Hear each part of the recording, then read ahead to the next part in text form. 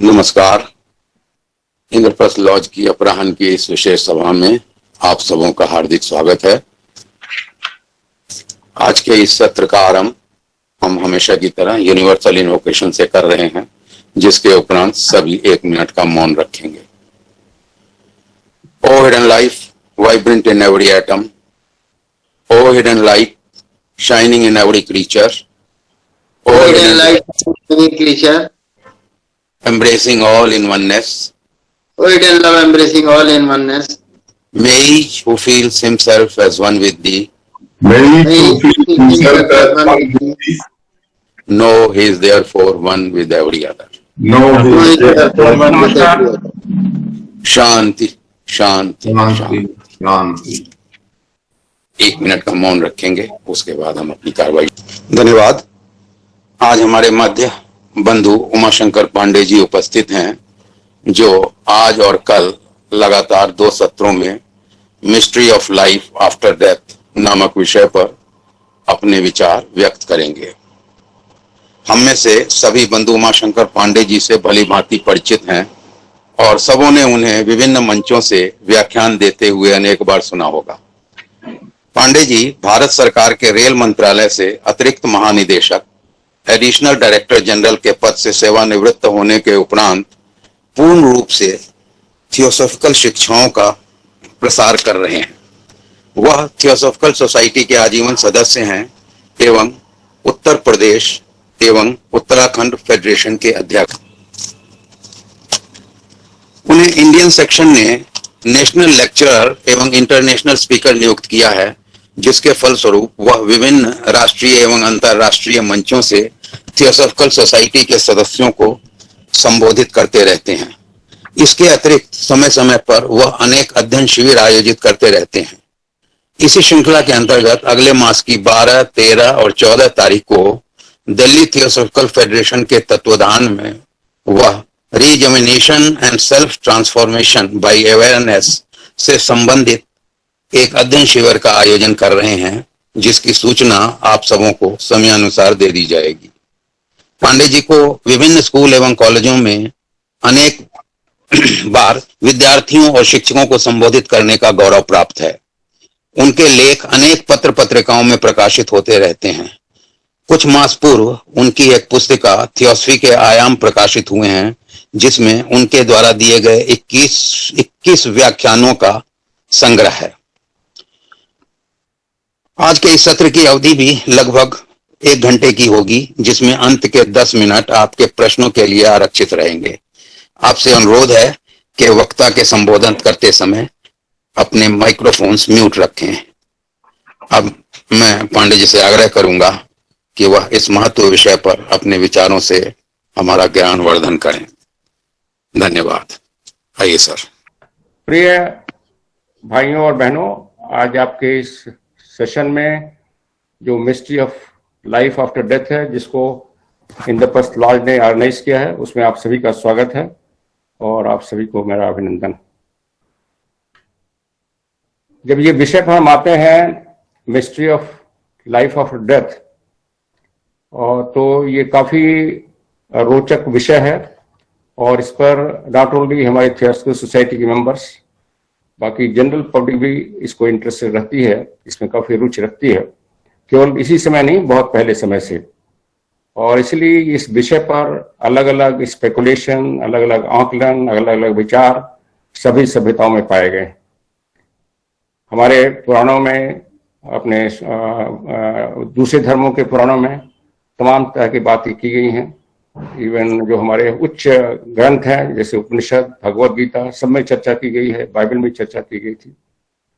और क्यों चर्चा की गई थी, इसका इम्पोर्टेंस ये है कि मनुष्य जो है पूरे विश्व का, पूरे ब्रह्मांड का एक इंटीग्रल हिस्सा है और उससे आइसोलेट नहीं हो सकता। इसलिए ब्रह्मांड जिस नियम से चलेगा, संसार जिस नियम से चलेगा, उसी नियम से उसको चलना है। और संसार के नियम को समझने के लिए हमें अपने नियम को समझना पड़ता है। इस तरह से हम हैं, जो रियल हम हैं, जो ईगो है, जो हमारा सोल है, वो क्या करता है। तो जो सेकंड फंडामेंटल प्रोपोजिशन है सीक्रेट डॉक्ट्रिन में, लॉ ऑफ पीरियडिसिटी, बारंबारता का नियम, उसमें कहा गया है कि जो संसार है, उस स्पेस में, इनफाइनाइट स्पेस में अपीयर होते हैं, डिसअपीयर होते रहते हैं, लॉ ऑफ पीरियोडिसिटी के अनुसार प्रकट होते हैं, गायब होते रहते हैं कुछ सर्टेन टाइम इंटरवल्स। और ये क्रम जब चल रहा है, इसका न कोई बिगनिंग है और न कोई एंड है। और ये हम अपने दैनिक जीवन में देख सकते हैं, जैसे समुद्र की लहरें आती हैं जाती हैं, रात होता है, दिन होता है, हम सोते हैं, जगते हैं, इस तरह की प्रकृति में हम देख रहे हैं। पौधे मर जाते हैं, बीज से फिर नए पौधे निकलते हैं। और इसीलिए चूंकि मनुष्य भी इसका हिस्सा है, इसलिए मनुष्य कोई उसको इसके पीछे इस नियम के बच नहीं सकता। There no escape from this law of periodicity. उसको भी विजिबल होना है, इनविजिबल होना है इस संसार में, जैसे बाकी सब चीजें विजिबल इनविजिबल हो रही है। और यही जो प्रोसेस है विजिबल इनविजिबल होने की, यही रीबर्थ है, यही डेथ है, डेथ एंड रीबर्थ का साइकिल चलता है। तो हम, और ये साइकिल तब से चल रहा है जब से पूरा ब्रह्मांड चल रहा है, पूरा महामन्वंतर चल रहा है। जैसे कहा कि इसका कोई बिगनिंग नहीं है, कोई एंड नहीं है, लेकिन हर एक महामन्वंतर का बिगनिंग होगा। लेकिन जो सीरीज ऑफ महामन्वंतर हैं उनकी बिगनिंग कोई नहीं है। लेकिन जिस भी मनवंतर में है उसका एक बिगनिंग है, उसका एक शुरू है, और उसके साथ हम चलते हैं। तो जो साइकिल चलती है मनवंतर की, महाप्रलय की, उसमें उसके अंदर तमाम साइकिल चलती हैं। यूनिवर्सेस की साइकिल हैं, महाजीवों की साइकिल हैं, जीवों की साइकिल हैं, देवताओं की साइकिल हैं। हर एक देवता की अपनी उम्र है, एज है, और उसमें मनुष्य का भी स्थान है, उसकी भी साइकिल है। लेकिन जो ह्यूमन मोनाड है, जो ह्यूमन पोटेंशियल ह्यूमन मोनाड जब शुरू करता है तो उसकी भी जर्नी साथ ही शुरू हो जाती है। इसलिए कहीं कहीं कहा जाता है कि मनुष्य, man is as old as the universe, in that sense कि पोटेंशियल ह्यूमन मोनाड उतना ओल्ड है जितना कि यूनिवर्स, ये पूरा ब्रह्मांड चल रहा है। तो जो संसारों की कड़ी है, ये जो संसारों की कड़ी है, ये सारे चलते हैं कारण और प्रभाव से, काज एंड इफेक्ट से। हम काज पैदा करते हैं, कुछ कर्म करते हैं, उसका प्रभाव हमें लेना पड़ता है। और इसी तरह जो इस समय संसार दिखाई पड़ रहा है, ये पिछले संसार का एक प्रभाव है। और ये जो संसार हम बना रहे हैं, इसमें जो लोग काम कर रहे हैं, हम लोग सभी देवता लोग, जितने लोग हैं इसमें सभी काम कर रहे हैं, इसके ईश्वर जो काम कर रहे हैं, ये सारे कारण प्रोड्यूस कर रहे हैं अगले संसार के लिए। संसार इसका प्रभाव होगा। इसलिए हम जो काम करते हैं, पिछले जन्म में हमने जो काम के जो कर रहे हैं, कि हम खाली फिजिकल एक्शन नहीं, उसका विचार किया, सोचा, कैसा लोगों से बर्ताव किया, क्या किया, नॉट ओनली ह्यूमन बीइंग से, सभी प्राणियों से, सभी जीवों से, सभी चीजों से, उसके हम प्रभाव हैं। और जो हमें इस समय कर रहे हैं इस जीवन में, उसका हम कारण बनेंगे अगले जन्म के लिए। तो ये सिस्टम हमारा चल रहा है। तो ये साइंटिफिक रूप से इस समझने की जरूरत है कि ये आवश्यक है और इसमें कोई अपवाद नहीं हो सकता। कारण का प्रत्येक जो मंडल है, जो ग्रह है, वही इसी तरह बनते हैं। हमारा पृथ्वी भी, जिसमें जो पृथ्वी पर है, चौथी चेन है, ये भी थर्ड चेन का प्रभाव है। और चेन पर जो रेसेस चल रही हैं, एक रेस दूसरी रेस, एक राउंड दूसरी राउंड, हर एक दूसरे के कारण और प्रभाव के नियम से चलते हैं। तो जो इंटेलिजेंस बीइंग है, जो मोनाड जिसको बनना है, और जो पोटेंशियल मोनाड है, वो सूर्य से इंटेलिजेंस बीइंग कहा जाता है। क्योंकि उसमें जो कॉन्शियसनेस डेवलप करनी है ह्यूमन स्टेज में, सेल्फ कॉन्शियस डेवलप करनी है, पोटेंशियल रूप में है। तो वो जो बीइंग है, वो जीव है, उस उच्चतम संसारों से उतरता है, इस जो आत्मिक प्लेन से उतरता है, और मोनेडिक एसेंस का जो प्लेन है, अनुवादिक प्लेन से उतरता है। और जब मोनेड की बात की जा रही है, तो मोनेड ह्यूमन मोनेड भी होगा, वो देवताओं का भी मोनेड होगा, सभी मोनेड उसमें होंगे, और शुरू करेगा एलिमेंटल मोनेड से, तो वहां से उतरता है। और धीरे धीरे वो मेटलाइज होता है, जिसको हम आर्क डिसेंट कहते हैं। मेटलाइज होता है, धीरे धीरे वो अपने वेस्चर बनाता है, उपाधियां बनाता है, बॉडी बनाता है। और जो जिस मैटर का बॉडी बनती आती है, वो घना से घना होता रहता है। और जब फिजिकल वर्ल्ड में आता है, जिस पे अभी हम हैं, तो हमारी जो शरीर है, हमारा जो फिजिकल बॉडी है, वो सबसे घनी हो जाती है, और हम विजिबल हो जाते हैं दूसरों को अपने से, तो विजिबल। और फिर जब आर्क का वैसन चलता है, धीरे धीरे हमारी बॉडी जो है और कम से कम घनी होती जाती है, सूक्ष्म होती जाती है। फिर हम इसी पृथ्वी पर 6वें 7वें राउंड में पहुंचते पहुंचते एकदम पारदर्शक हो जाते हैं, बॉडी हमारी एकदम सूक्ष्म हो जाती है, ऑलमोस्ट एथरिक हो जाती है। ये भी चार्ज चलता है।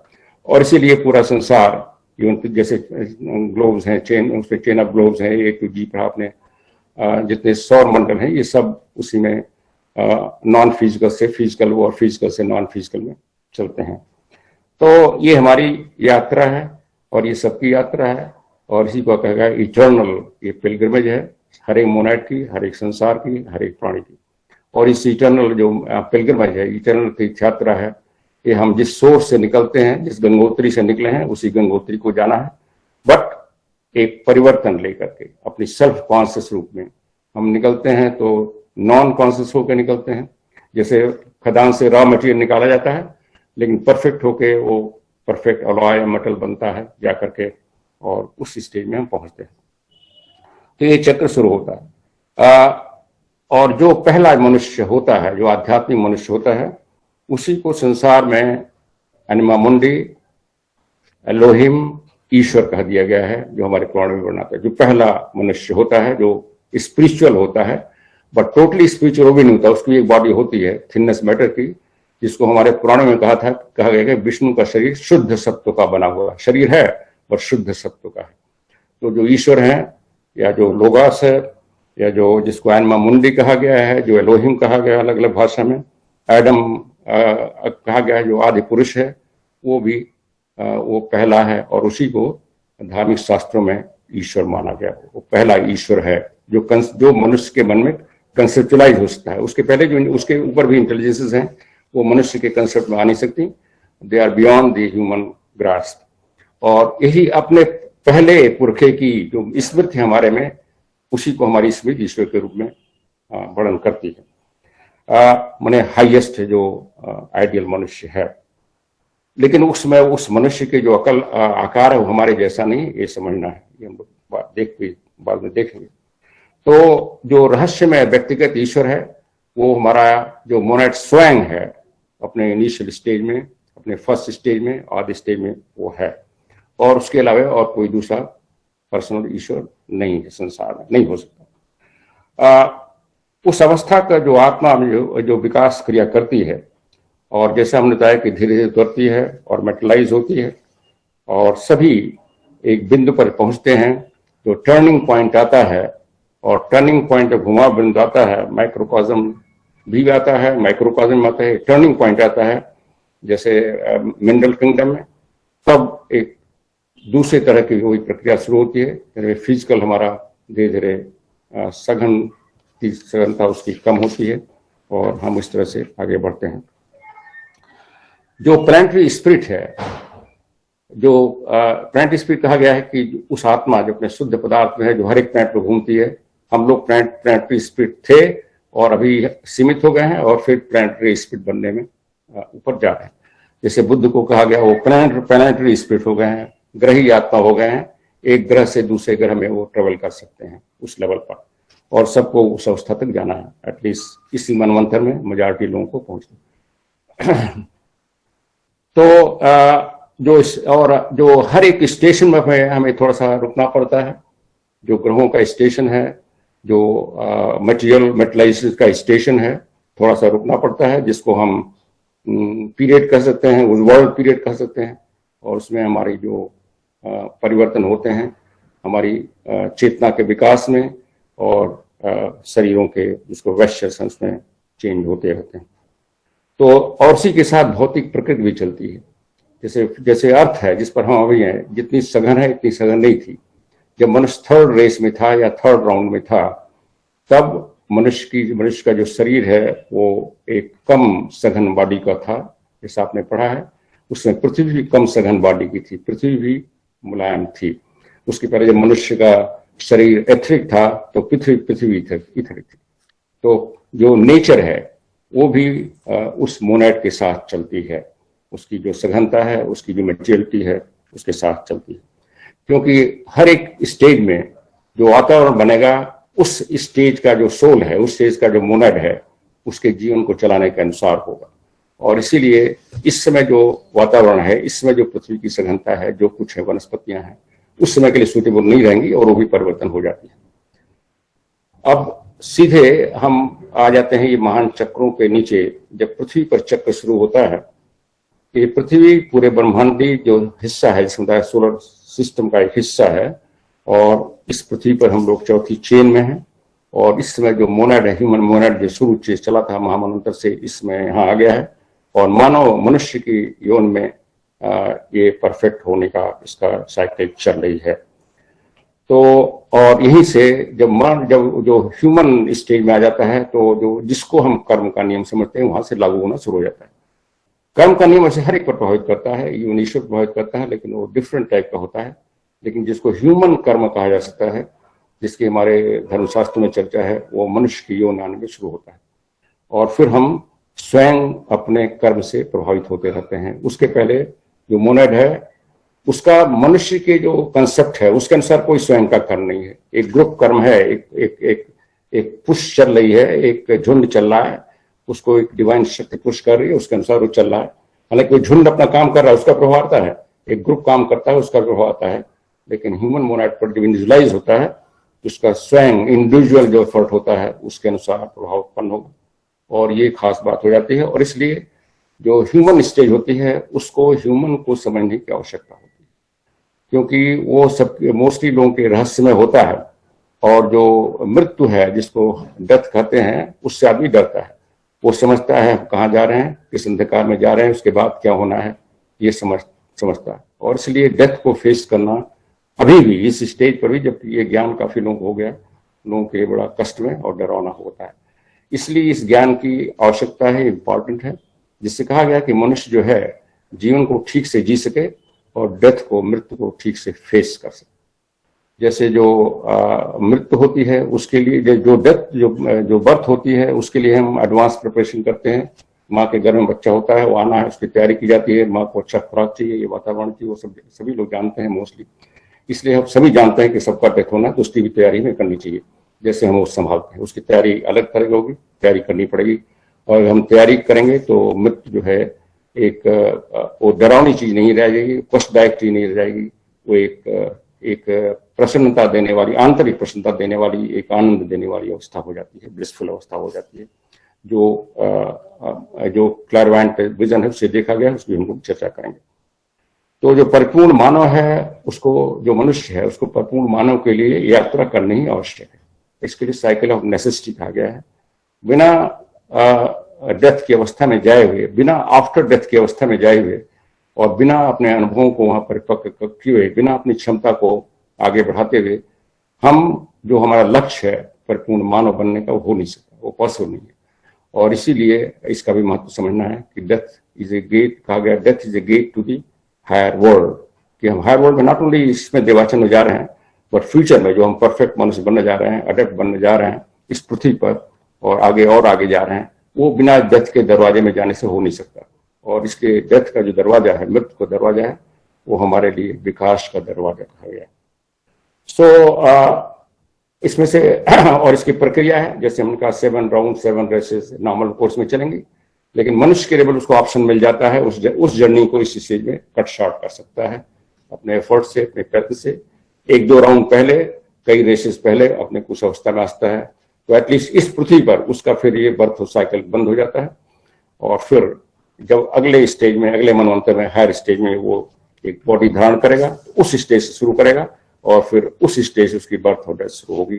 तो ये हमें ये फ्रीडम है इस स्टेज में मिली हुई कि हम अपनी जर्नी को शॉर्ट कर सकते हैं, और साथ ही ये भी है कि हम जर्नी को लॉन्ग भी कर सकते हैं।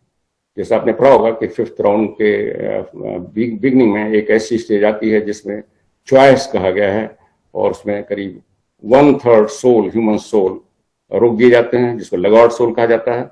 एंड जैसे कोई बच्चा अगर क्लास बनी है तो वो फेल करके रोक दिया जाता है, उसको फिर से पाठ पढ़ना पड़ता है, और फिर हम नई चेन में नए जर्नी शुरू करते हैं। और ये भी केवल उस इंडिविजुअल जो ह्यूमन सोल है उसी के एफर्ट का परिणाम होता है, उसी के एफर्ट के लैक ऑफ एफर्ट का, प्रयासहीनता का परिणाम होता है। अब हम सीधे मनुष्य पे आए। हमारे जो मरणोपरांत जीवन है उसके बारे में क्या वर्णन किया है और कुछ मॉडर्न रिसर्च किया है, उसके बाद हम लोग प्रोसेस में आते हैं। ये जो छोटा चक्र है जो हमारा चल रहा है एक मनुष्य के लेवल पर, जैसे बड़े चक्र में, मानवंतर के और महापाल के चक्र में, महाजुगों के चक्र में, युगों के चक्र में, सौरमंडल के चक्र में, पृथ्वी के चक्र में, और फिर मनुष्य के ह्यूमन मोनाइड के चक्र में जो छोटा चक्र चल रहा है, उसके बारे में जैसे हमने पहले बताया कि सभी धर्म प्रथाओं में अलग अलग तरीके से वर्णन है मरणोपरांत जीवन का। और क्योंकि शुरू से मनुष्य की जिज्ञासा रही है, वो देखता रहा है कि मनुष्य मर जाता है तो क्या होता है, लेकिन ये वर्णन प्राय सांकेतिक दिए गए हैं और रहस्यमय ढंग से दिए गए हैं, और इसलिए बड़े अस्पष्ट लगते हैं, और इसलिए कुछ लोगों को विश्वास नहीं होता। इसलिए बहुत लोग समझते हैं कि मृत्यु के बाद क्या होता है, इससे क्या मतलब, हमें जो होता है हमको मरना नहीं, इसलिए हमें कोई उससे कोई परेशान होने की जरूरत नहीं। कुछ लोग ये भी लेते हैं, लेकिन अंदर अंदर उनकी भी एक परेशानी रहती है, और वो लोग मृत्यु के समय ज्यादा आंतरिक कष्ट महसूस करते हैं। जब हम मरणोपरांत जीवन की बात करते हैं तो ये अपने आप निश्चित हो जाता है कि केवल देह की मृत्यु होती है, और कोई दूसरी सत्ता है जिसका मृत्यु नहीं होती, जिसको हम मृत्यु समझते हैं। इनफैक्ट वास्तव में मृत्यु किसी की नहीं होती, देह की मृत्यु नहीं होती है, लेकिन जो हम मृत्यु समझते हैं वो केवल देह की होती है। एक दूसरे विचार के अनुसार, जैसा आपने बताया कि न कोई मरता है न कोई जन्म लेता है, सब कुछ इटर्नल है। ये हमारी बॉडी भी इटर्नल है, उसको हम लोग चर्चा करेंगे। खाली उसका एक शेप बदलता है, उसका एक फॉर्म बदलता है, स्टेट बदलती है। तो ये गीता में जब अर्जुन को अवसाद होता है और उसको ये अवसाद होता है कि हम कैसे युद्ध करेंगे, कैसे हम अपने संबंधियों को मारेंगे, तो कृष्ण का पहला ही वाक्य आता है, न कोई मरता है न जीता है, किसके लिए शोक कर रहे। लेकिन कहते हैं, लेकिन अगर कुछ तुम समझते हो कोई मरता है जीता है, तो जो मरता है उसका जन्म लेना अवश्यंभावी है, और जन्म लेगा उसका मृत्यु आवश्यक। मैंने फर्स्ट जो रियलिटी वो बता रहे हैं कि ना कोई मरता है ना कोई जन्म लेता है, ये पहली रियलिटी बता रहे हैं। लेकिन अगर ह्यूमन, एक अर्जुन जो अभी ह्यूमन माइंड स्टेज में है, जो अभी वो रहस्य नहीं समझ पा रहे हैं, वो चारों तरफ देख रहे हैं आदमी मर रहा है, तो जानते हैं मनुष्य मरता है, जैसे हम सभी लोग जानते हैं। तो कृष्ण ऐड करते हैं, अगर तुम समझते हो कोई मरता है, तो जो मरता है उसका जन्म लेना अवश्यंभावी है, आवश्यक उस नियम के अनुसार। वहां कारण का प्रभाव का नियम नहीं बताया गया, बट किसी कारण प्रभाव के नियम का, उसको जन्म लेना पड़ेगा, और जो जन्म लेगा उसको मरना पड़ेगा उस कारण प्रभाव के, तो आवश्यक नियम। और ये शाश्वत और पुरातन नियम है, और इसलिए कहा गया कि कोई मरता नहीं, और रियल ह्यूमन तो मरता नहीं। जो मरना, जिस मरने की प्रक्रिया है, जिसको देह को, और श्री कृष्ण कहते हैं ये उसी तरह जैसे हम पुराना या फटा पुराना कपड़ा चेंज करते हैं, नया कपड़ा धारण करते हैं, तो एक जो बॉडी हमारी जीर्ण शीर्ण हो गई है, जिसकी क्षमता कम रह गई है, उसको हम छोड़ते हैं, त्याग करते हैं, और नया शरीर धारण करते हैं। जो शरीर की बात कर रहे हैं, तो वहां केवल एक देह और देही का लैंग्वेज लाया गया है। तो देह है और देही है, देही जो जीवात्मा है, देह जो बॉडी है। अभी जब हम इतिहास में आएंगे तो देह की परिभाषा सुनेंगे, देह क्या है और देही क्या है, बट वहां केवल सांकेतिक पड़ेगा, एटलीस्ट दो एंटिटी हो गई, देह और देही। तो अब ये आगे करते हैं कि जो समझाते हुए कहते हैं कि तुम उसको लगातार जन्म लेते हुए मरते हुए जैसा सोचते हो, तो भी शोक नहीं करना है। जब कृष्ण को, अर्जुन को समझाते हैं कि विषाद नहीं करना है, इसलिए समझाया जाता है। और इसी तरह जो पुरानी धर्म है, खासतौर से मिस्र का जो चार्ल्डिन उनका रिलीजन था, मेसोपोटामिया का, उनका एक फेमस बुक है बुक ऑफ डेड। ये बुक ऑफ डेड दो तरह की मर्द की पुस्तक, एक तिब्बत की है और एक इजिप्ट की है, दोनों हैं, और दोनों में थोड़ा सा अलग ढंग से मृत्यु पर्यंत जीवन का एक सांकेतिक वर्णन किया गया है। जो मिस्र की जो पुस्तक है, एंशिएंट सिविलाइजेशन मिस्र की बुक ऑफ डेड, उसमें एक पिक्चर बनाई गई है पेपरस पर, वह आजकल म्यूजियम में रखी है। उस पर दिखाया गया है कि उनकी जो देवी और देवता हैं, जो हाईएस्ट हैं, जैसे ब्रह्मा है, उनकी पत्नी है, विष्णु है, शिव है, उनके यहाँ भी आइसिस, ओसिरिस, होरस हैं। तो आइसिस जो उनकी सबसे बड़ी देवी हैं, जिनके नाम से आइसिस नोबेल पुस्तक है, वो जब मनुष्य का सोल जाता है भौतिक देह छोड़ करके, तो उनके लोक में, तो उनको एक तराजू से अपनी तौलवाती हैं। एक तराजू के एक पल्ले में मनुष्य का हृदय रखा हुआ है, दूसरे पल्ले में चिड़िया का पंख रखा हुआ है। अगर उनका हृदय चिड़िया के पंख से हल्का है, तब उसको आगे जाने की इशारा करती हैं, और जो ईश्वर है उनके, जो ओसिरिस, वो उनको एक्सेप्ट करते हैं अपने किंगडम में, माने हायर किंगडम में। और अगर उनका जो दिल है, जो हृदय है, चिड़िया के पंख से भारी है, तो उनको रोक दिया जाता है। दैट मीन्स हृदय के हल्के और भारी होने का क्या संकेत है, हम समझ सकते हैं कि जिसका हृदय प्योर हो गया है, निस्वार्थ हो गया है, निःशल्क हो गया है, सभी की कल्याण की भावनाएं आ गई हैं, वो हल्का हृदय का है। चिड़िया से पंख के हृदय का, उसको आगे भेजा जाएगा। और जिसका हृदय भारी है, कटुता से, लोगों की दुर्भावना से भरा हुआ है, उसको रोक दिया जाएगा, और वो हमारा जो लगार्ड सोल जिसको कहा गया हो जाएगा। तो ये इंडिकेशन दिया गया।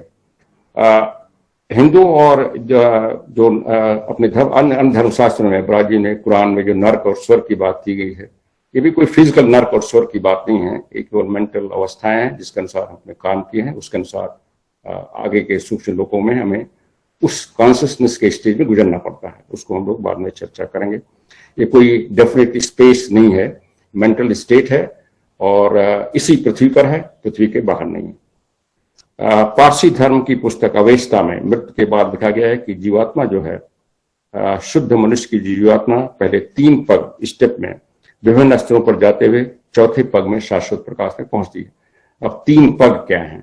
ये 3 पग जो होंगे, आप इसको कह सकते हैं फिजिकल बॉडी छोड़ना, एस्ट्रल बॉडी छोड़ना, मेंटल बॉडी, 3 पग संकेत कर दिया गया। जो 83 में 3 प्लेन को तीन तरह की स्टेजेस पर हमारी बॉडी छोड़ी जाती है, तब वो पहुंचता है उसमें प्रकाशित जो लाइटेड वर्ड है, जो देवाचन है जिसको हम कहते हैं। चीन की पुस्तक सूकिंग में आता है कि जीवात्माएं अपने वंशजों के कार्यों को देखते हुए उनके कल्याण का प्रयत्न करती हैं। जीवात्मा जो पहले चली गई हैं, अपने वंशजों के जो नीचे पृथ्वी पर हैं उनके कार्यों को देखती हैं, उनको गाइडेंस देती हैं। दैट मीन्स जो जीवात्माएं, जो उनकी पुरखें हैं, वो हैं, ये विश्वास आया है। बृहदारण्यक उपनिषद में जब याज्ञवल्क्य ऋषि से प्रश्न पूछे जाते हैं तो एक उस असेंबली में, जनक के असेंबली में एक ऋषि उनसे प्रश्न पूछते हैं कि मृत्यु के बाद आदमी कहाँ जाता है। तो वो कहते हैं कि भाई इसका जो उत्तर सबके सामने नहीं बताया जाता है, भीड़ के सामने, चलिए हम आपको अलग से बताते हैं। तो थोड़ा सा उनको दूर ले जाते हैं, कहते हैं मृत्यु के समय मनुष्य वहां जाता है जहां उसका कर्म ले जाता है, मनुष्य कर्म के अनुसार वो जाएगा। तो वहां भी कर्म की प्रधानता दी गई, कारण और प्रभाव की नियम बताया गया।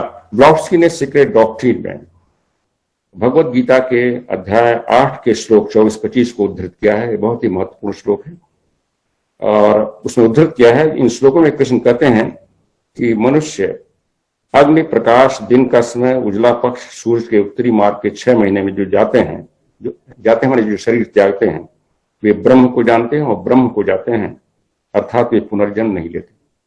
अब यहाँ गीता में केवल लिखा है ब्रह्म को जाते हैं, स्पष्ट नहीं लिखा है, बट उसका संकेत यही है। बट उसका मतलब है कि जो ब्रह्म लोक पहुंचा, एटलीस्ट इस मनवंतर में उसका जन्म नहीं हुआ, अगले मनवंतर में उसका जन्म हो, इस मनवंतर में उसकी जर्नी पूरी होगी। और जो लोग धुआं रात का समय कृष्ण पक्ष और सूर्य के दक्षिण मार्ग के 6 महीनों में शरीर त्यागते हैं, ऐसे लोग चंद्रमा के प्रकाश को प्राप्त होते हैं और वापस आते हैं, अर्थात उनका पुनर्जन्म होता है। अब ये एक एलिगोरी है, एक रूपक है। अगर हम इसको शाब्दिक अर्थ में लें तो ये एक तरह से व्यर्थ की एक आर्गुमेंट लगेगा कि हम अंधेरे में जाएं तो हम लौटेंगे, हम दिन में जाएं तो आप वहीं रहेंगे, मुक्ति प्राप्त करेंगे। अगर हम उत्तरायण में जाएं तो मुक्ति होगी, दक्षिणायन में जाए तो होगी। तो ये तो एक लॉजिकल माइंड को, एक तार्किक माइंड को अटपटा लगेगा। अगर ऐसी सही है तो जैसे नॉर्दर्न हेमिस्फीयर में जानते हैं जब उत्तर है तो सूर्य है, तो हम उस समय अगर दक्षिणायन है तो सूर्य साउदर्न हेमिस्फीयर है तो वहां चले जाएं तो क्या हम मुक्त हो जाएंगे। तो ये एक निरर्थक बात चलती है। और इसी मैडम ब्लॉट्स्की कहते हैं हर एक ऐसे जो वर्ण हैं हमारे धर्म ग्रंथों में, उनको अक्षरशः लेने से वो एक अनर्थ हो जाता है। तो फिर अर्थ क्या है इसके पीछे? ब्लॉट्स्की समझाते हैं इसके पीछे अर्थ क्या है, कृष्ण क्या कहना चाहते हैं। वो कहते हैं कि इनका केवल मतलब है कि जो अग्नि पक्ष धुआं रात याद जो है, ये देवताओं के नाम हैं, अलग अलग इंटेलिजेंस के नाम हैं, जो हमारी मानसिक स्थितियों के नाम है। हमारे मन में मानसिक स्थिति कैसी है, और हर एक मानसिक स्थिति का एक प्रिसाइडिंग डीटी है। जैसे हमारे इग्नोरेंस का प्रिसाइडिंग डीटी है, हमारे ज्ञान का प्रिसाइडिंग डीटी है, जिसको हम डार्क चौहान और व्हाइट चौहान कहते हैं। और उनके अनुसार हम गुजरते हैं अपने जीवन भर से, और उसके अनुसार हमें वो जो लक्ष्य है वो प्राप्त होता है। जो लोग ज्ञान मार्ग, जो लाइट, जो प्रकाश का मार्ग लेते हैं, ज्ञान का प्रकाश लेते हैं, उजले मार्ग से जाते हैं, सूर्य के उसमें जाते हैं, वो मोक्ष को प्राप्त होते हैं। जो तमाम तरह के अंधविश्वास में, कर्म कांड में, तमाम तरह के अपनी मनोकामना पूरी करने में लगे रहते हैं, वो चंद्रमार्ग पर जाते हैं और वापस लौटते हैं। इसी को दूसरे धर्मशास्त्र में पितृयान और देवान कहा गया है। अगेन उपनिषद में 3 मार्ग बताए गए हैं, पितृयान, देवयान और एक कीड़े मकोड़ों का मार्ग। जो ज्ञान मार्ग से जाते हैं, जिनका जो तार्किक रूप से सब समझ करके, चीजों को समझ करके आध्यात्मिक उनकी प्रगति होती है, बुद्धि का विकास होता है, वो मोक्ष पहुंचते हैं, ब्रह्मलोक में पहुंचते हैं। और जो चंद्रमा से जाते हैं वो चंद्रमा तक पहुंचते हैं, वहां कहा गया देवता और लोग उसको खा लेते हैं, फिर उसको थूक देते हैं और फिर वो पृथ्वी पर वनस्पतियों के रूप उगते हैं, फिर पिता के बीज और माता के रज में जाकर के वो फिर जन्म लेते हैं। तो इस तरह से वर्णन किया गया। और जो दोनों मार्ग नहीं अपनाते वो कीड़ों मकोड़ों के यौन में जाते हैं वहां पर। तो इस तरह का सांकेतिक और कहानियां हर एक में आई। एक और जो है कहा गया है कि जो प्रकाश के देवता हैं, जो लोग जाते हैं इसमें प्रकाशित मार्ग से, किरण मार्ग से, उनको हिरण्यगर्भ के मन से उत्पन्न एक प्राणी आता है और ऐसी आत्मा को हिरण्यगर्भ के संसार में लाते हैं, मेरे ब्रह्मा के संसार में, जो हाईएस्ट मैनिफेस्टेड वर्ल्ड है, जिसको हम अनुपादक या आदि लोग कह सकते हैं। और फिर उसका पुनर्जन्म पृथ्वी पर नहीं हो। जबकि ऐसे लोग जो यज्ञ दान तप से संसारों पर विजय प्राप्त करते हैं, वे धुआं रात कृष्ण पक्ष जिसमें चंद्रमा का आकार घटता है, सूर्य के दक्षिण जाने का 6 महीने का मार्ग है, उसकी ओर जाते हैं और वो फिर पितरों के देवताओं पितृलोक में जाकर के फिर वापस आते हैं। तो ये जो मार्ग हैं, ये जो हमारे बताए गए गीता उपनिषद में, ये कोई मार्ग उस तरह नहीं है किसी रोड पर चलना है। ये केवल हमारे मन की अवस्था है। उस मन की अवस्था के अनुसार हमारी जो स्थिति है, चाहे हम मोक्ष लें या हम जन्म मृत्यु की साइकिल में रहें, उस पर डिपेंड करेगा। हमारे मन की अवस्था कैसे चेंज हो रही है उस पर डिपेंड करेगा। ये कोई स्पेस में ट्रेवल नहीं है, कोई ऐसा मार्ग नहीं है। तो जो ब्रह्म को लोग जाते हैं, उस ब्रह्मा के जीवन तक रहेंगे वहां पर, क्योंकि ब्रह्मा का भी जन्म टेम्पोररी है, इसलिए कोई भी मोक्ष इटर्नल परमानेंट नहीं है। ये भी भ्रांति है। वो एक पीरियड के लिए होता है।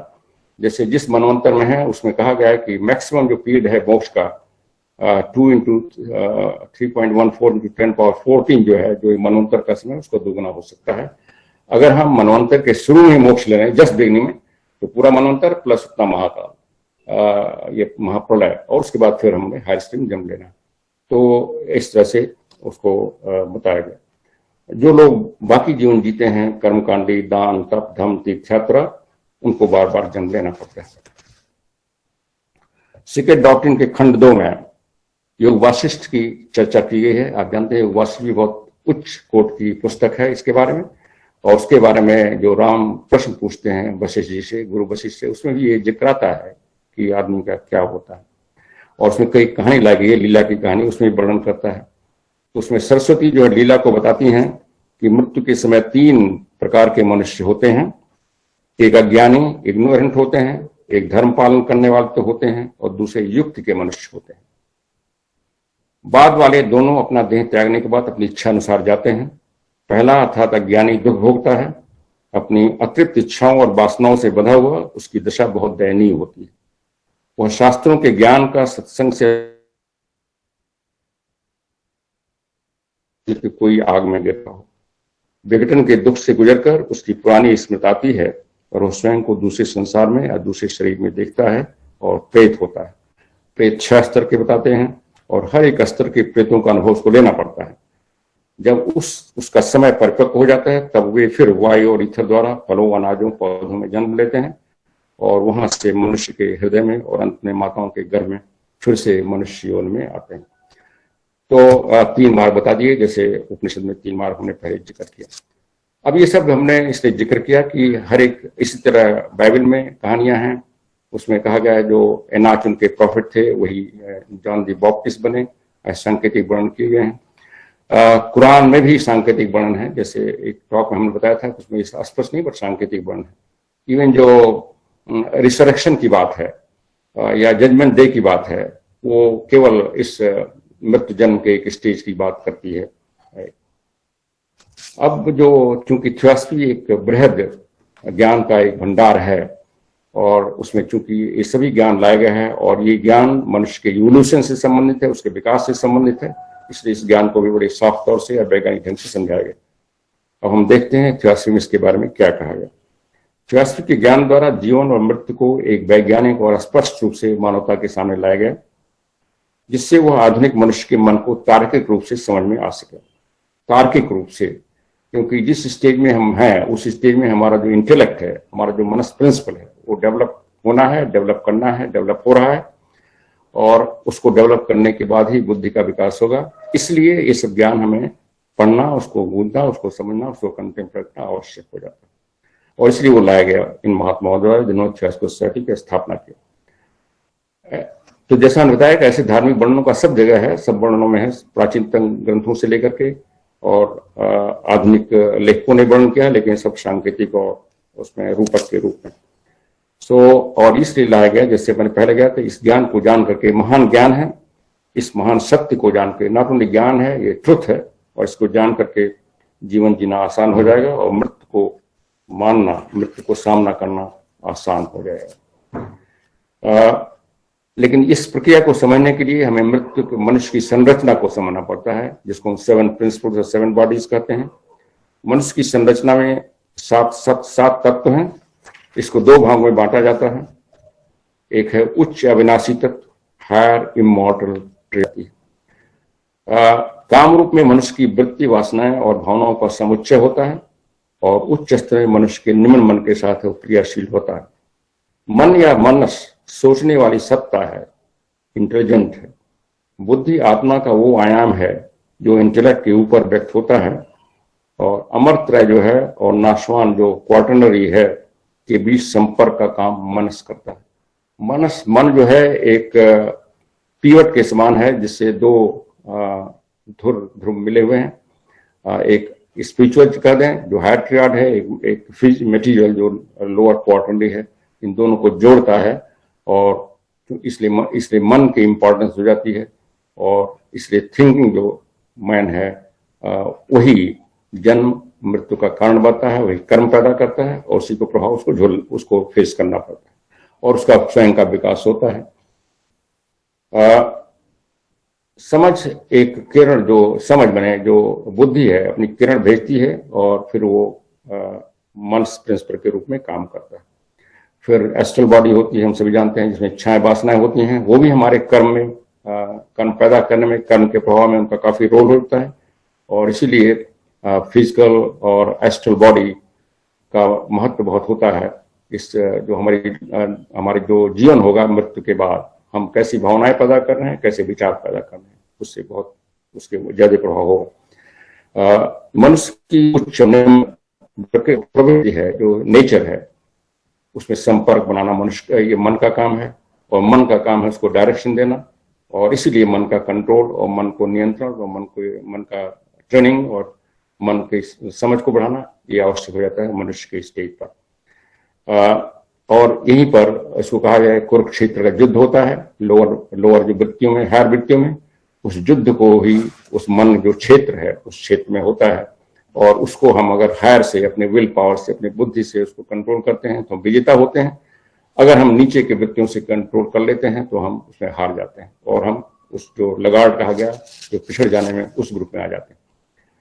जो कई व्यक्तिगत अस्तित्व, जो इस तरह के कई जो पर्सनालिटीज है, वो नीचे का टेम्पररी है, इस तरह कई होते हैं, और इंडिविजुअलिटी एक मनवंतर में एक ही रहती है, उसका खाली एक उद्भव होता है, उसकी क्षमताएं बढ़ती हैं, और उसी को सूत्रात्मा भी कहा गया है, जो हमारा रीइंकार्नेटिंग ईगो है। कहीं कहीं बुद्ध प्रिंसिपल को सूत्रात्मा कहा दिया गया है, कहीं कहीं हायर मनस को सूत्रात्मा, बट इन टोटलिटी जो हमारा रीइंकार्नेटिंग ईगो है वो सूत्रात्मा है। सूत्रात्मा मीन्स थ्रेड सोल। तो एक जैसे माला का एक थ्रेड होता है, उसके ऊपर बाकी जो मणि जड़े होते हैं, तो बाकी जो पर्सनालिटी है वो मणियों के समान है, उसमें जड़े हुए हैं, और वो एक एक करके उसमें लगते जाते हैं, और लेकिन सूत्रात्मा वही रहती है, सबको जोड़ती रहती है। इसके माने इसका केवल ये मतलब है, अगेन ये एक सांकेतिक है, रूपक है, इसका केवल मतलब है कि जो सूत्रात्मा है, जो रीइंकार्नेटिंग ईगो है, उसमें हर एक पर्सनालिटी जो उसने पैदा किया है अपने लिए, अपने अनुभव के लिए, उसका जो एसेंस है, उसका सार है, उसका अनुभव उसमें जुड़ जाता है, और फिर उसी से उस पूरी सूत्रात्मा का भी विकास होता है, उसकी चमक बढ़ती जाती है, उसका प्रभाव बढ़ता जाता है, और वही उसको परफेक्ट मानव के स्टेज में ले जाता है। अब मृत्यु क्या है, पहले हम समझें मृत्यु क्या है, उसके बाद हम आएंगे आफ्टर डेथ। जो जैसे अभी तक हमने समझा कि मृत्यु केवल ये है कि अपनी बॉडी को छोड़ना, बॉडी को त्यागना, जो जीवात्मा है बॉडी को त्यागती है, उसकी मृत्यु कहा गया। और ये जो मृत्यु है, ये भी जो इस तरह की मृत्यु अभी हम जानते हैं, फिजिकल बॉडी, वो तभी से शुरू हुई जब से हमें फिजिकल बॉडी मिली। दैट मीन्स थर्ड रेस में हमारी बॉडी जो है, थर्ड रेस के मिडिल में जब सघन हो गई, तब से रियल मृत्यु शुरू हो गई। पहली और सेकंड रेस की कोई मृत्यु नहीं होती थी। उनकी बॉडी घुल जाती थी, क्योंकि पहले ईथर की थी, पहले एकदम शुद्ध ईथर की थी, दूसरी थोड़ी सी सघन हुई थी, लेकिन वो केवल घुल जाती थी बॉडी। जैसे मान लिए एक गुब्बारे में हवा भर दें और गुब्बारे में छेद है तो हवा उसी में चला जाता है, एटमॉस्फेयर मिल जाएगा। तो उनकी इस तरह की कोई मृत्यु नहीं होती थी जैसे अभी हम मृत्यु समझते हैं। तीसरी प्रजाति के लगभग अंत में मनुष्य का जो जाना है लिंग होने के पश्चात ये जो है मृत्यु की प्रक्रिया, जिसको अभी हम जानते हैं जिस तरह उस तरह से हुई। सो अब वास्तविक जो मृत्यु है उसके बारे में भी कई तरह के विचार हैं कि मृत्यु क्या स्टेज क्या है। जैसे हम लोग जब आदमी मरता है तो नब्ज पकड़ के देखते हैं, छाती पर हाथ रखते हैं, हृदय की गति रुक रही है, उसको हम जान ली मृत्यु समझ लेते हैं। कुछ लोग बॉडी को देख करके सांस बंद हो गई है, कुछ बॉडी नीला होने लगती है, उसको मृत्यु समझ लेते हैं, लेकिन वो सब वास्तविक मृत्यु नहीं है। मृत्यु वास्तविक क्या है? वास्तविक मृत्यु केवल पाचन शक्ति, गतिमान क्रिया या विचार बनने के यंत्र का बंद हो जाना नहीं है। मृत्यु वास्तविक तब तक नहीं होती जब तक मशीन पूर्णतया टूट नहीं जाती और उसके कण बिखर नहीं जाते, जब तक उनमें से कोई आपस में चिपके रहते हैं। सेंट्रीपिटल फोर्स है, जब तक उसमें जरा भी है जीवन शक्ति, जो सेंट्रीफ्यूगल फोर्स को रोकने की क्षमता है, तो उसको फिर से शक्तिशाली किया जा सकता है। और इसलिए वास्तविक मृत्यु नहीं है जब केवल प्राण निकल गया है, आभासिक रूप से हृदय की स्पंदन नहीं मालूम हो रहा है, सांस रुक गई है, इवन बॉडी थोड़ा सा ब्रेकडाउन शुरू हो गया है, नीचे पड़ी है, वो वास्तविक मृत्यु नहीं है। कहते हैं वो केवल यही है कि वो गति का दर्शा रही है, गति जो मोशन हो रहा है मॉलिक्यूल्स का एक स्टेज में दूसरे स्टेज में हो रहा है। लाश यदि कहते हैं अगर लाश उस तरह से मरी हो, डेड हो, तो उसमें कोई परिवर्तन नहीं होगा। परिवर्तन हो रहा है यही दर्शाता है कि उसमें मोशन हो रहा है। इनफैक्ट मोशन अभी तेज हो रहा है क्योंकि जो अणु परमाणु है वो बिखरना चाहते हैं, और जो सेंट्रीफ्यूगल फोर्स है वो ज्यादा प्रबल हो गई है, सेंट्रीपिटल फोर्स क्षीण हो गई है और फिर वो ज्यादा तेजी से बिखर रहे हैं। और इसलिए एक फ्रेज भी लाया कि मरी हुई लाश इनफैक्ट ज्यादा जीवंत है, उसमें ज्यादा जीवंत ऊर्जा आ गई है, और एक डिफरेंट टाइप की विघटनकारी आ गई है, जोड़ने वाली ऊर्जा खत्म हो गई। जो कबाला दर्शन है उसमें कहा गया कि मृत्यु उस समय होती है जब एस्ट्रल देह या प्राण तत्व और आत्मा भौतिक शरीर से अलग हो जाता है। एस्ट्रल देह जब अलग हो जाता है तब वो अलग होती मानी जाती है। अब ये एस्ट्रल देह या प्राण तत्व का एकदम अलग हो जाना ये केवल क्लैरवायंट वजह से देखा जा सकता है। ये हमारे फिजिकल आंखों से, चाहे फिजिशियन हो या परिवार के संबंधी हो, वो नहीं देख सकते इसको। वैज्ञानिक चिकित्सक जो एस्ट्रल देह और आत्मा को नहीं मानते हैं, ये सबके बारे नहीं किया जाता है, जो मेटेरियलिस्टिक वैज्ञानिक चिकित्सक हैं केवल प्राण तत्व को मानते हैं। मृत्यु का समय उस समय निर्भर करते हैं जब जीवन आभासी रूप से समाप्त हो जाता है, जब हृदय की धड़कन और फेफड़े का कार्य बंद हो जाता है, और विशेष तौर से जब भौतिक शरीर का विघटन शुरू हो जाता है, तब वह रोगी को मृत घोषित करते हैं। मनुष्य मरा हुआ नहीं होता है जब वो ठंडा हो गया हो, अकड़ गया हो, नाड़ी बंद हो गई हो, सांस आना बंद हो गया हो, और यहां तक कि देह के कुछ विघटन के चिन्ह भी दिखाई पड़ रहे हैं। दफनाने के बाद भी वो मृत नहीं है। जानते हैं दो प्रक्रिया है, एक क्रीमेशन की है, जलाने की, दफनाने की है। तो दफनाने की प्रक्रिया में इवन बरी करने के बाद भी मृत्यु तो जिसको थियोसॉफी डिफाइन करेगी वो नहीं हो रही है अभी तक। जब तक कहते हैं एक पॉइंट नहीं होता, एक बिंदु नहीं आता है। यह बिंदु है जब उसके सभी महत्वपूर्ण अंग इतने विघटित हो गए हों जिनको पुनः जीवित सजीव न किया जा सके, तो वे अपना सामान्य कार्य नहीं करेंगे। जब मुख्य स्प्रिंग और मशीन के हिस्से में जंग जैसी लग गई हो कि चाबी घुमाते ही टूट जाए, जब तक यह बिंदु नहीं पहुंचता, एस्ट्रल देह को बिना किसी चमत्कार के अपने पूर्व स्थूल देह में पुनः प्रवेश कराया जा सकता है, या तो स्वयं की अपनी दृढ़ इच्छा शक्ति द्वारा या किसी अडेप्ट सिद्ध पुरुष द्वारा उसकी इच्छा से, अगर कोई आवश्यकता हो, और मनुष्य को जिंदा किया जा सकता है प्राण एस्ट्रल देह को फिर से प्रवेश करके, जब तक पूरा बेहतर नहीं हो गया। और इसीलिए मृत्यु कभी अचानक नहीं होती। इवन एक्सीडेंट के केस में अचानक नहीं होती, क्योंकि मृत्यु की जो प्रक्रिया है वो शुरू होती है। प्रकृति में कोई घटना अचानक नहीं होती, प्रत्येक चीज धीरे धीरे व्यवस्था के अनुसार होती है। यूरोप की तत्कालीन प्रसिद्ध दार्शनिक अल्फोंस लेवी का मैडम ब्लॉस्की ने उन महात्मा के लेटर में काफी जिक्र है। ये भी मिडिल एजेस के यूरोप के बहुत उच्च फिलोसफर थे जिनको ऑकल्ट साइंस और एसोटेरिक साइंस का काफी ज्ञान था। तो वो कहते हैं, उन्होंने लिखा है कि अपने लेख में कि मृत्यु अपूर्ण योगों का आवश्यक विघटन है। अपूर्ण योगों, इनकम्प्लीट कंपाउंड्स, मनुष्य के शरीर में उन्होंने दो तरह के कंपाउंड बताए, अपूर्ण और पूर्ण, इनकम्प्लीट इनकम्प्लीट। इनकम्प्लीट जो कंपाउंड है उनका विघटन ही मृत्यु है। एक अलग व्यक्तिगत जीवन के अपूर्ण रूपरेखा का व्यस्तिक जीवन के बड़े कार्य में अवशेषण। दूसरा वो हमारा जीवन अभी इम्परफेक्ट रह गया है, अभी परफेक्ट नहीं हो पाए हैं, उसका विश्व का जो पूरा जीवन है उसमें अवशेषण, उसमें सोख जाना, ये मृत्यु है। दैट मीन्स हमारा जो प्राण है, एक जो प्राण का ओशन है जो उसमें घुल जाता है, उसको वो मृत्यु कहा गया। और केवल परिपूर्ण ही अमर है। केवल जो हमारा परिपूर्ण है, जो हमारा जो परिपूर्ण जो दो ही प्रिंसिपल हैं, आत्मा बुद्धि, केवल वही अमर है और बाकी सभी कंपाउंड हैं, बाकी सभी का विघटन होता है। इसको महात्मा ने एक्सप्लेन किया अपने टिप्पणी में कि तीसरा, चौथा, पांचवा ये सभी अपूर्ण हैं, केवल पहला और दूसरा ही, छठवां और सातवां ही पूर्ण है, बुद्धि और आत्मा मोनाइड, केवल उसी का विघटन नहीं होगा पूरे महामानवता में। फिर उन्होंने अल्फाज लेन कहा कि मृत्यु जीवित का परिवर्तन है, लाशें जीवन की वृक्ष की सूखी पत्तियों के समान है। वो कहते हैं जैसे पेड़ों में पत्ती लगती है, सूख जाती है, गिर पड़ती है, लेकिन पेड़ वही रहता है अपनी जिंदगी भर, खाली पत्तियां लगती हैं, हरी होती हैं, गिर जाती हैं, सूख जाती हैं, नई पत्तियां, नई कोकलें आती हैं। उसी तरह एक पर्सनालिटी बनती है, हटा दी, हट जाती है, नई पर्सनालिटी आती है। जो तना है, जो जीवात्मा है, जो है वो हरा भरा रहता है जब तक उसका टाइम नहीं आता, जो बड़ा टाइम नहीं आता, उसको उस तरह से उन्होंने चुना। एक दूसरे दार्शनिक का कथन है कि मृत्यु के समय एक शरीर दूसरे में से बाहर निकलता है। ये सत्य के थोड़ा सा नजदीक आ रहा है। जैसे ऑस्मोसिस से कुछ लोग कहते हैं कि मस्तिष्क से निकलता हुआ दिखाई पड़ता है, कुछ लोग कहते हैं नाभ से निकलता हुआ दिखाई पड़ता है। ज्यादा जो क्लैरवायंट विजन है वो कहते हैं जैसे एक खो से, जैसे एक गुठली से पका हुआ आम पूरा निकाला जाए, उस तरह से पूरे बॉडी से निकलता है, जैसे खोल उसको निकाली जा रही है। तो एक वस्त्र से दूसरा वस्त्र निकलता हुआ दिखाई पड़ता है। फिजिकल बॉडी एक हमारा वस्त्र है, वो सूक्ष्म शरीर एस्ट्रल बॉडी या फिर डबल दूसरा है, उसमें से निकलता है, वो दैट इज मृत्यु। थियोसॉफी आगे बताती है कि इसमें जो एस्ट्रल बॉडी है और जो फिजिकल बॉडी है उसमें एक संबंध बनाता है जिसको गोल्डन थ्रेड कहा गया है। थ्रेड है उसी ईथर का बना हुआ, जिसको केवल क्लैरवायंट विजन से देखा गया है। और जब वो थ्रेड टूटता है वो मृत्यु है फाइनली।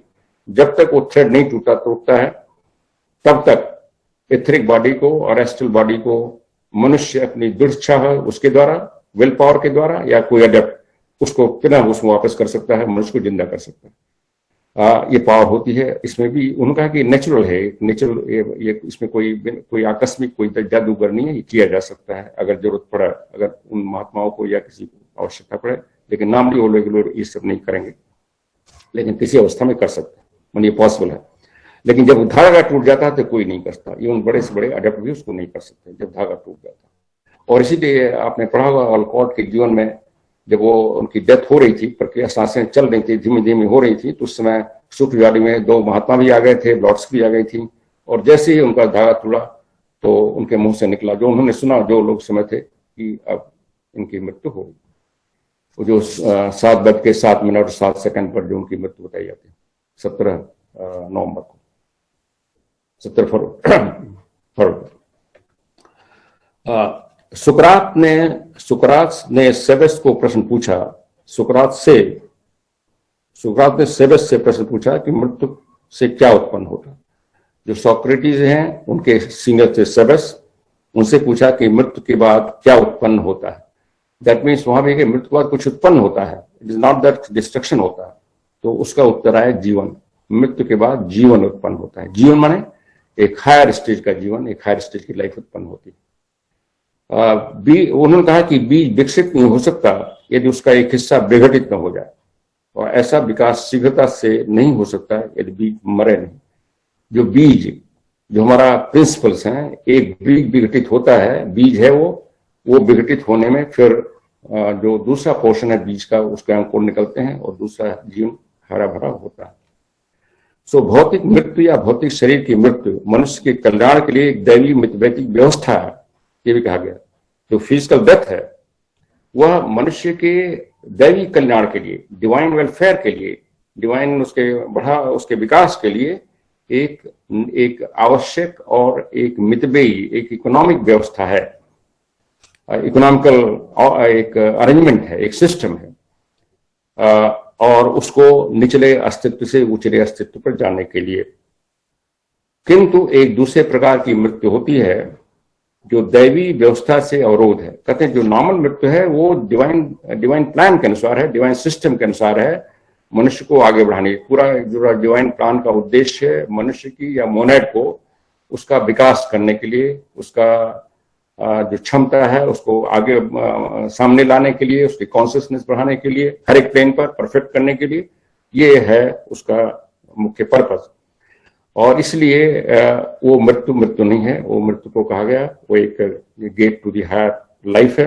लेकिन एक दूसरी तरह की मृत्यु है जो खराब मानी जाती है, वो यह है कि मनुष्य अपने भौतिक जीवन में सारी आध्यात्मिक जो कैपेसिटी है उसको अवरुद्ध कर देता है, अपने विचारों से, अपने खराब विचारों से, अपनी खराब भावनाओं से, अपने खराब कर्मों से उस अपने को जो दूषित कर देता है, और इसलिए उसका विकास, उसकी आध्यात्मिक मृत्यु हो जाती है फिजिकल मृत्यु के पहले।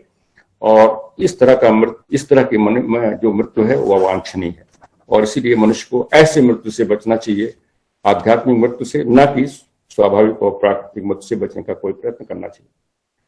आध्यात्मिक मृत्यु आध्यात्मिक जीवन के नियमों का उल्लंघन का परिणाम होता है, और इसीलिए वो लोग वो जो जिसको लॉर्ड्स कहा गया या प्रेत जीवन कहा गया या एर्थ स्फीयर कहा गया है, अविच्ची कहा गया, उसमें वो लोग जाते हैं। मृत्यु के बिना कोई जीवन संभव नहीं है। एक दूसरे फिलोसफर कह रहे हैं कि जब तक मृत्यु नहीं हो लाइफ इज नॉट पॉसिबल। विनाश के बिना पुनर्जीवन और पुनर्निर्माण नहीं हो सकता। और इसे शिव को हमारे यहाँ विनाश का देवता और पुनरुद्धार का देवता दोनों माना गया, हाईएस्ट, इसलिए उनको हाईएस्ट माना गया, क्योंकि विनाश के बिना पुनरुद्धार या पुनर्जन्म एट हायर प्लेन नहीं हो सकता। इसको उन्होंने एग्जाम्पल दिया है कि अगर पौधों को कंटिन्यूअस लाइट में रखा जाए तो सूख जाएंगे, इसलिए लाइट से कभी कभी शेड में लाना पड़ता है। जैसे हम देखते हैं गमलों, हमारे टाइम में गमले होते हैं, उनको अगर हम बाहर धूप में रख दें तो सूख जाएंगे, और इसलिए थोड़ी देर धूप में लेकिन थोड़ी धूप की जरूरत पड़ती है, हम धूप में लाते हैं फिर शेड में लाते हैं। मृत्यु नए जीवन के लिए जन्म है, मृत्यु नए जीवन के लिए जन्म है, बर्थ है। और ये कहा गया कि मृत्यु को अगर हायर प्लेन से जो देखें तो जो जीवात्मा वहां जन्म लेता है, नीचे के प्लेन से मृत्यु जो समझी जाती है वो हायर प्लेन से जन्म होता है, नया बर्थ होता है। और इसलिए ये भी आता है हमारे पौराणिक कहानी में कि जब उच्च सोल मरने के बाद जाते हैं तो देवता लोग उनको स्वागत करते हैं, जैसे एक नए बच्चे का नए जन्म के लोग स्वागत किया जाता है। सो मृत्यु का अस्तित्व तो नहीं है, ये भी फाइनली आता है, मृत्यु का कोई ऐसे एग्जिस्टेंस नहीं है, और मनुष्य वैश्विक जीवन से कभी अलग नहीं हो, जैसा वो कृष्ण ने पहले कहा कि तो मृत्यु का कोई अस्तित्व नहीं है, there no existence of death. जिसको हम मृत समझते हैं वो अभी भी हमारे अंदर रहते हैं, क्योंकि मृत्यु के बाद भी जो प्राणी हैं, जो हमारे संबंधी हैं, जो हमारे मित्र हैं, वो अभी जैसे बताया इसी पृथ्वी पर हैं, इसी वातावरण में है, केवल सूक्ष्म अवस्थाओं में है, सूक्ष्म बॉडियों में। वो केवल हमसे फिजिकल सेंस में केवल दिखाई नहीं पड़ रहे हैं, हमसे रिएक्ट नहीं कर पा रहे हैं। और जैसे वो शायद हमारे इसी कमरे में है, हमारे अंदर से प्रवेश कर रहे हैं, हम उनके अंदर से प्रवेश, लेकिन हमको पहचान नहीं पा रहे हैं। यह मानवता के लिए जीवित रहता है, अधिक कार्य करता है, और राशि की तुलना में जो मानवता के लिए मरता है। और कह रहे हैं ये जीवन लेना पड़ता है मानवता के लिए, मानवता के कल्याण के लिए, और इसलिए जीवन बना हुआ है, और इस जीवन से हम आगे के जीवन में जाते हैं। ये थोड़ा सा ये मृत्यु के बारे में वर्णन आया। 2 मिनट हम इसमें रुकेंगे। अगर इसमें मृत्यु के बारे में किसी को कोई टिप्पणी करनी है, कोई क्लैरिफिकेशन करना है तो ही और शी इज वेलकम। या